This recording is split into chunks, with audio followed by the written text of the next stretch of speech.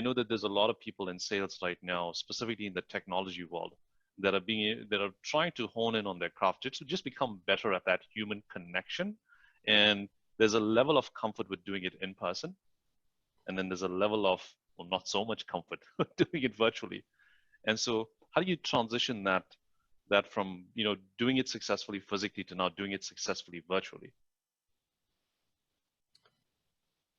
So we're assuming that we are doing it successfully physically, right? But isn't using the telephone a form of virtual selling? Of course. I'll give you an example. Okay, so here's an example. A lot of people now are using, as an example, whether it's Zoom, GoToMeeting, Teams, as tools to communicate. Right. But what they're not doing is they're not thinking about the other person in terms of what this would look like in the real world. For example, I'm looking at you right now. Well, I'm not really. I'm looking at you right now. I'm looking at the screen. But that's not how we communicate. I'm drawn to a face, but if I want to make eye contact, I actually have to look at a lens. That takes a little bit getting used to. So that's one side. Another side is we often end up with standardized layouts. So for example, when we are engaging with prospects, we'll have a slide with a little thumbnail in the top right-hand corner. The difficulty with that is, how do we stand out? How do we appear different? Because we talk about getting attention, which is a key skill in selling, whether that's face-to-face, whether that's over the phone. If we don't have somebody's attention, then connection can't take place. Influence can't take place. So that's a bedrock, getting the attention. However, one of the keys to getting attention is to get noticed. And what we pay attention to, what we notice is what's different. If everything looks the same, we zone out. Right. And so there's a key challenge in the virtual world, is where everything now is defined by this box. And how do we use what goes inside that box to grab attention and to appear different? That's the trick.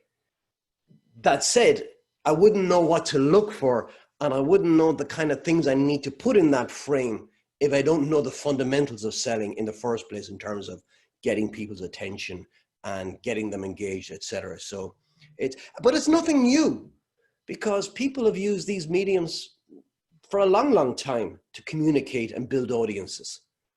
Churches use them all over the States to engage with audiences. QVC, selling online, use media like this to engage with audiences. Go watch them and pay attention to how they use it, how they change things up, how they keep people's attention, keep people focused. Then watch your average, although they are getting better, well, watch your average webinar to see how bad it often is, how people will just stick a slide up and drone on and on and on until everybody's asleep and nobody's paying any attention. But literally just tune into those and figure out who's doing it well and copy them, model yourself. And, what was it that kept my attention on that webinar? That will give you a clue as to what works. Why did I fall asleep, or why did I zone out on that one? And then avoid that. So everything we need is already there. We've been doing it for a long time. It's just that we have not been doing it for a long time, as in you and I and many people watching this, but we've been using technology to sell. Ask anybody who uses a phone and who's using maybe whiteboards for years. They've been doing this. How do people become better at storytelling? That's a great question. I've often asked myself that, and I could probably tackle this from a couple of different angles. One is, I think long before I ever started this business, I remember I probably was just a needy teenager with a desperate need for attention amongst my friends. And I remember telling a few jokes one night with a crowd of friends. And I remember almost getting high on the attention that I was telling a couple of jokes and people would laugh. And that's when you're out with friends and you're a teenager and you're full of insecurities and you're trying to find your way in the world. And then all of a sudden there's a group of 5 or 6 friends sitting in the corner of a bar one night and they're all hanging on your every word. that's intoxicating. And so I then would rinse and repeat. I would do it again. In fact, I remember before I would go out on a Friday night with friends, I'm talking when I was 17, 18 years of age, I would kind of gen up on, look out for jokes, story-based jokes, not kind of knock-knock jokes. And it was what I discovered was that I'd tell a joke and it would fall flat in its face. It was always in the telling. It was always how I mistold it. And maybe how I hadn't paused, or how I hadn't mentioned an important part early that gave people a frame of reference for the story. But so there was an unconscious figuring out of what was important. And also things like, because teenage friends are brutal. If you go on too long with the story past what you need to, they'll let you know pretty fast. And so you also then learned to figure out how much do I need to tell, and how, because we all know people who tell stories and they just go on and on and on. Right. Right. And so you figure that one out pretty fast when you try to make people laugh and tell a funny joke. So I think there was an element of the storytelling in that. It was something else. There was a few other experiences that I had. I remember once where I would always, when I was planning a class, I would always figure out what were the stories, first of all, that spoke to whatever the topic was. And then I would figure out the story. I would say, okay, how do I then build onto the story? What are the elements that I want to build out? And I would do this and always got good feedback on that in classrooms. You know, people would say afterwards, love the story, or I'll meet them 6 months later and say, oh, I always remember that story. And they would pick out a particular story from the class. And then I remember once I got a call from one of the organizers of training in a particular company I'd been working for a few years, actually, at this stage. And she said, Paul, she said, feedback this month is a bit weird. She said, there's a number of comments here, too many stories. I went, okay, well, I can fix that. So took out some of the stories. I cut it back. Next month, same feedback. Same feedback again, Paul, too many stories. Oh, okay. I'm getting paranoid now, and I'm down to maybe one story every 2 hours or 3 hours. And yeah, still, I mean, there was fewer of the negative comments, but there's still one or two, some, you know, stories, you know, drop the stories, not too many, but the stories are not working type comments. And I was at a loss. So one of the senior leaders on the sales enablement side in the company that I'd known for years, I said, look, will you do me a favor? Will you please sit in on the next class, because I can't figure this. I don't know what it is. And he sat in probably for the first 2 hours, and break time came, and he says, Paul, he says, I understand why. He had my attention, I can tell you at this stage, because he had seen me train many times over the years. And he said, Paul, he says, when you used to tell stories, he says, you told them with emotion, you told them with feeling, you told them with passion. He said, you're just now going through the motion. You're just using the words. You're saying the story, not telling the story. And he was right. You know, where my head was at that time wasn't in a great place. And I was just saying the story. And that was a real eye opener in terms of my understanding about the stories, that it's not just a script, that the story comes from you. The narrative and the structure of a story is just like a container, but it has to carry your energy and your emotion and your passion. And if it isn't, then it just falls flat in its face. And so I found out that was really important. And then a question that I often get, which is maybe part of your question as well, is where you come up with stories. Again, in the beginning, I just stole them. And I would say that to anybody, that it doesn't have to be your story. You can hear somebody else, you can tell it exactly, and you can attribute to them. You say, listen, I heard Rushan tell the story the other day, and you can tell the story. It doesn't have to be yours. Or you can, you know, we have this rule in Sandler that when you hear a story from somebody else, the first time you tell it, you give credit to them. Second time you tell it, you go, I heard this story somewhere. I'm not quite sure where I heard it. And you tell it. And then the third time is, funny thing happened to me. And it's all yours. And so there's an element of that as well. But as you begin then to get into a story mindset and how they work, you begin to just see them everywhere. And it'll either be something that happened to you, or it'll be a spark of an idea. For example, I put up on LinkedIn today a video I did, and I used a scene from Mel Gibson, Braveheart. And where that came from, and where I told it, by the way, the environment I told that in as well is also part of the story. Right. It's like when Martin Luther King does I Have a Dream speech, he does it in front of the Lincoln Memorial. Well, that place is a big, important part of the story. It's not just his words, but also his delivery. So if you look at great stories like that, you can and you break them down, you can see how it works. It's not rocket science. However, I remember watching Braveheart, and there was a scene in it where his troops were full of enthusiasm to go attack the English, and the English are coming over the hill, and he's trying to hold these back. You could imagine what it's like. Half of them are going to charge to their death, so they're just full of testosterone and all pumped up, and he's trying to hold them back for the last moment. He's going, hold, and I was in a classroom one day, and I noticed there was somebody, I guess we were role playing, but I noticed somebody constantly was automatically falling into presentation mode.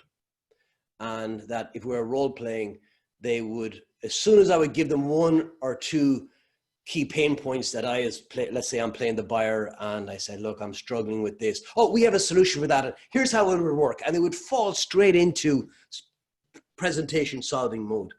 And it was in my head, kind of what came to my mind was like, I know you're enthusiastic. I know you want to tell me how you're going to solve this, but just hold back a little bit longer. And I could just hear in my head this hold. And so that's then when you put these things collide at the same time, and you can make a linkage between them, then you have the basis of a story. And so I know in Ireland that Braveheart, and why I use that particular clip, was filmed at Trim Castle. Part of it was, and Trim Castle is a 20-minute journey for me. So I went there and recorded and told the story how Braveheart is holding back these troops. They're full of energy, full of enthusiasm. And then you remember what I said about you use this as a narrative for people to connect with. They can go, yeah, I get that. I can get people who are full of energy. I can get he's trying to hold them back. And it's like this invisible line he's trying to hold. And then you tag on your key message. And you pivot and you go, it's the same in sales. When you're in that situation where you just want to share with a prospect how you're going to solve their problem, I want you to hear that little voice in your head. Hold back just a little bit longer. Get a little bit of more information before you jump in. Because once you jump in, if you've done it prematurely, you'll frighten the horses, and that prospect is gone, and it's very hard to get them back. And so that's where kind of ideas come from as well. They're when you start looking for them, they're absolutely everywhere.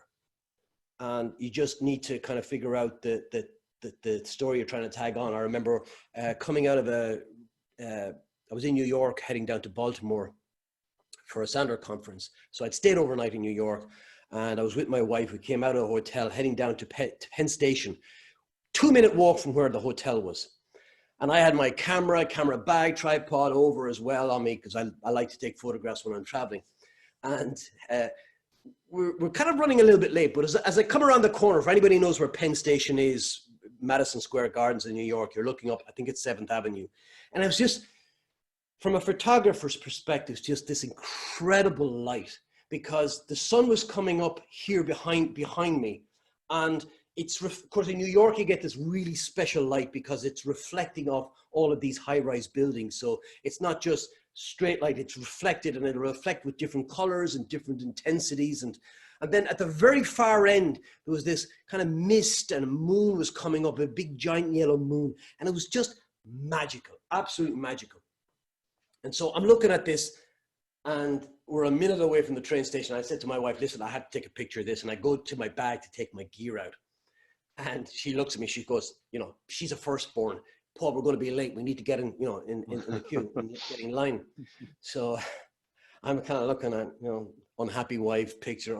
She wins every time, right? So, but I had this idea. I thought, I'll tell you what, I'll put her in the line.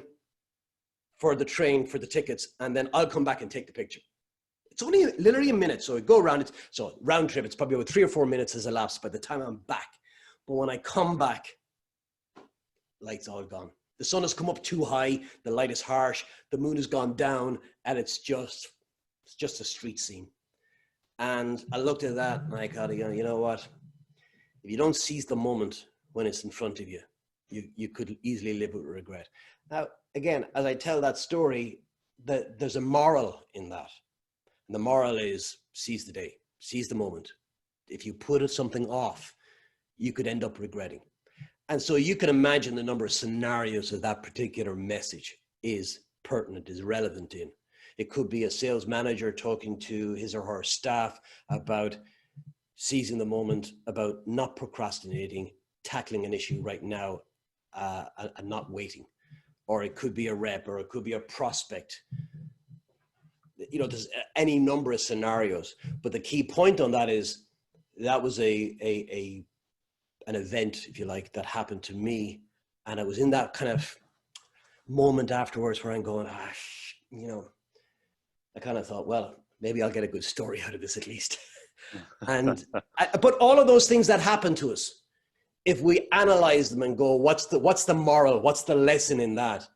And we then just document that, because you will forget it if you don't document it. That's one of the keys of developing if you like, a library of stories, is that if you document it down and say, that happened to me because I didn't, or I did, and write that down.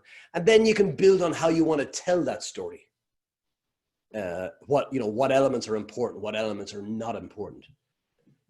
That's where I think a lot of stories come from, or there's a spark of an idea where two parallel events or two parallel paths or stories just collide at a moment. You go, ooh, that could be interesting. And there's just any number of those. Paul, always so many nuggets come out from these conversations with you. Really, really, really appreciate you taking the time to share this and talking so much about selling. I know there's so much that we haven't covered, which I'd love to do on a part 2 with you and go through with you, right? There's a couple other things that I had on the agenda around negotiation and execution as well, and some really cool stories that you and I have experienced in the past on those topics specifically. One last thing before we end this session, how can people find you? LinkedIn is probably the easiest way. Just Paul Lanigan on LinkedIn. You'll find me quick enough. I'm based in Ireland, and it'll be. I'm the only Paul Lanigan, probably the only Lanigan in Sandler, so that's easy. LinkedIn. Awesome. Thank you so much. Thank you for watching. Thank you for joining the series. We will be posting a part 2 hopefully soon with Paul and I, where we'll talk about some other topics around negotiation and execution closing as well. Paul, always a pleasure, my friend. Thank you. Pleasure's all mine.